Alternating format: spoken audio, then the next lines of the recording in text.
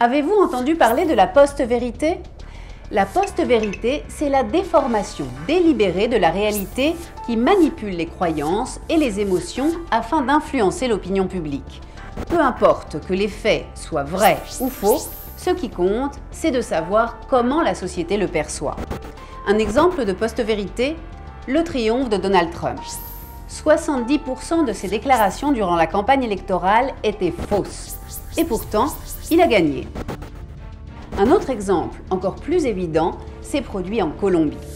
Après presque 60 ans de guerre, la Colombie allait enfin signer l'accord de paix tant attendu entre la guérilla et le gouvernement. 50,2% de la population a voté contre. Pour quelle raison? Eh bien, les mensonges ont séquestré les émotions. On disait que les ex-guerrilleros ne seraient pas punis, qu'une dictature de gauche allait prendre le pouvoir.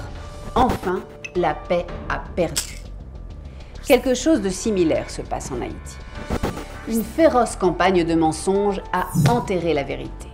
Ils se demandent où sont les fonds Pétro-Caribé, alors que la reconstruction d'Haïti après le tremblement de terre s'est réalisée grâce à Pétro-Caribé. Et les chantiers sont sous les yeux de tous.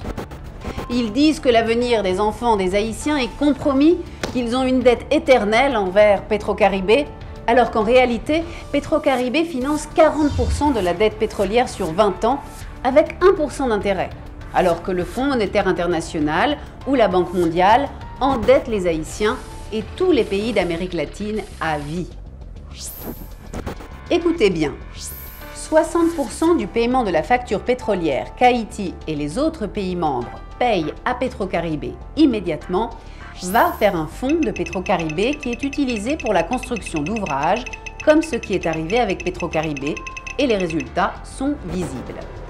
Des routes, des collèges, des hôpitaux, des places publiques, des terrains de sport, des boulevards, c'est-à-dire plus de 400 chantiers entre 2012 et 2018.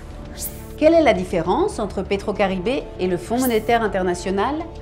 Le FMI a exigé du gouvernement haïtien une augmentation du prix de l'essence pour payer la dette, peu importe la pauvreté.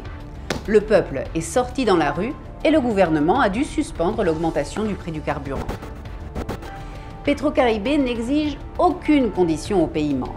Il s'agit d'un mécanisme de solidarité créé par le président vénézuélien de l'époque, Hugo Chavez, pour aider à soulager les économies des Caraïbes et de l'Amérique centrale, appauvries et écrasées par le FMI, la Banque mondiale et d'autres organismes multilatéraux.